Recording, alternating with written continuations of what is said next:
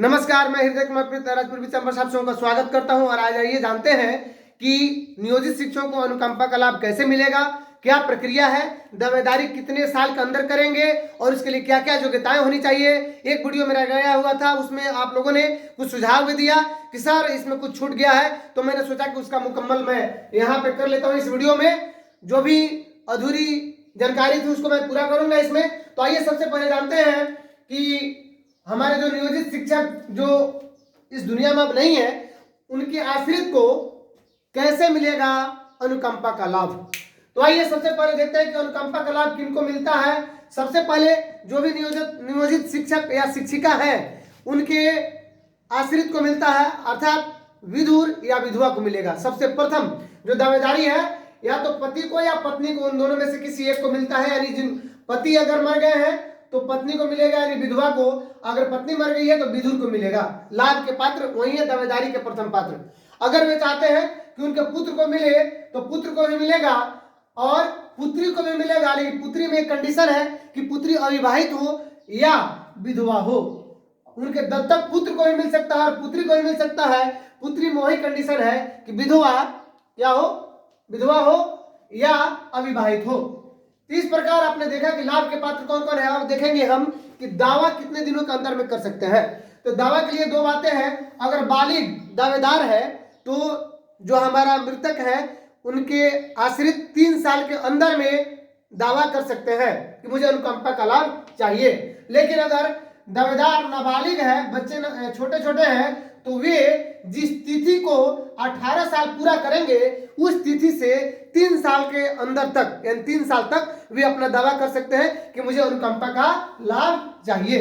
अब आइए आगे जानते हैं कि और क्या क्या प्रक्रियाएं होनी चाहिए और प्रमाण पत्र कहां कहां से बनेगा। इन सारी बातों पर भी हम जानकारी यहां पे हासिल करेंगे। और नियोजन प्रमाण पत्र सबसे महत्वपूर्ण यही चीज है कि उस परिवार में अनियोजन प्रमाण पत्र का मतलब यह हुआ कि उस परिवार में किसी दूसरे व्यक्ति को कोई नौकरी नहीं है ना, सरकारी या और सरकारी। अब ये अनियोजन प्रमाण पत्र में दिक्कत यह है कि अगर कोई टीचर मर जाता है, जेंट्स है ना, और उसकी पत्नी चाहती है कि उसके पुत्र को नौकरी हो जाए, लेकिन पुत्र की भी शादी हो चुकी है और उसकी पत्नी को नौकरी है, उस परिस्थिति में उसके पुत्र को नौकरी नहीं होगी। हाँ, ये अलग बात है कि अगर वो अलग रहती है तो ये प्रथम दावेदार उसकी पत्नी होगी और उसी को नौकरी मिलेगी। और नियोजन प्रमाण पत्र का अर्थ हुआ कि उस परिवार में किसी दूसरे व्यक्ति को सरकारी नौकरी नहीं है। अब आइए अनुयोजन प्रमाण पत्र बनेगा कहां से। तो अनुयोजन प्रमाण पत्र सीओ साहब बनाते हैं। सीओ साहब के ऑफिस से अनुयोजन प्रमाण पत्र बनता है। दूसरी बात, दावेदारी प्रमाण पत्र। तो दावेदारी प्रमाण पत्र ये वो जो व्यक्ति हैं जो दावा कर रहे हैं कि हमें अनुकंपा का लाभ चाहिए, ये उनकी दावेदारी प्रमाण पत्र होगी और ये बनेगा आपको अनुमंडल से। ये अनुमंडल से बनेगा दावेदारी प्रमाण पत्र। और ये दावेदारी उन्हें ये बतानी पड़ेगी कि किस पद के लिए दावेदार है। अब देखिए, अगर कोई शिक्षक की डेथ होती है तो उनको उसके समान यानी शिक्षक की ही नौकरी दी जाएगी, उनके दावेदार को, उनके आश्रित को, या उससे जो निचला स्तर का जो क्रम होगा वो पद उन्हें दिया जाएगा। तो ये दावेदारी में बताना पड़ता है।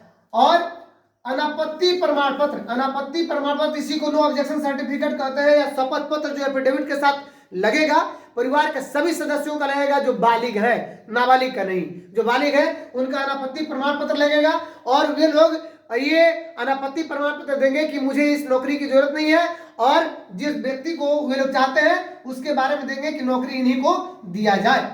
वे शपथ पत्र देंगे। अब आइए चरित्र प्रमाण पत्र, यानी दावेदार का चरित्र प्रमाण पत्र भी बनेगा। ये सीओ साहब के यहां से ही बनता है और इसका सत्यापन थाना प्रभारी के द्वारा किया जाता है। वंशावली, वंशावली भी ब्लॉक से बनता है और उनके पास आधार होना चाहिए। अब बात करते हैं कि जो व्यक्ति मृत हो चुके हैं उनके कौन कौन से पेपर होने चाहिए। तो मृत व्यक्ति का सर्विस बुक चाहिए, आधार कार्ड चाहिए और डेथ सर्टिफिकेट चाहिए, यानी मृत्यु प्रमाण पत्र, सर्विस बुक, सेवा पुस्तिका।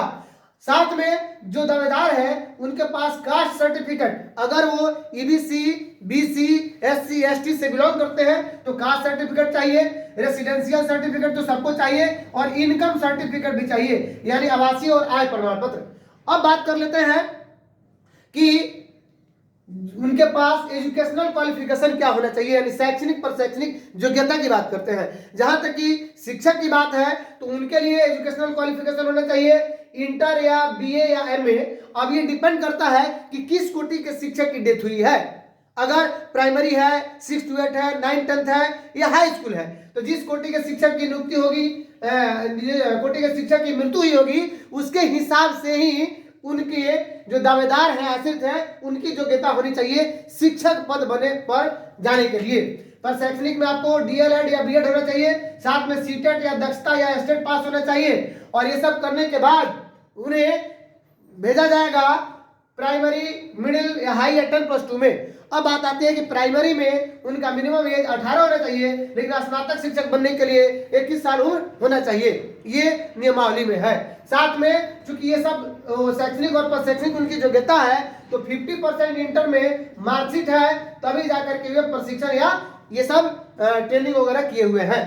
अब आगे बढ़ते हैं कि अगर उनके पास इस तरह का क्वालिफिकेशन नहीं है, उस परिस्थिति में क्या होगा। उस परिस्थिति में हम ये भी जानेंगे कि कहां अप्लाई करें। तो अगर आप मेरे चैनल पर नए हैं तो प्लीज मेरे चैनल को सब्सक्राइब कीजिए, लाइक कीजिए, शेयर कीजिए, कमेंट कीजिए।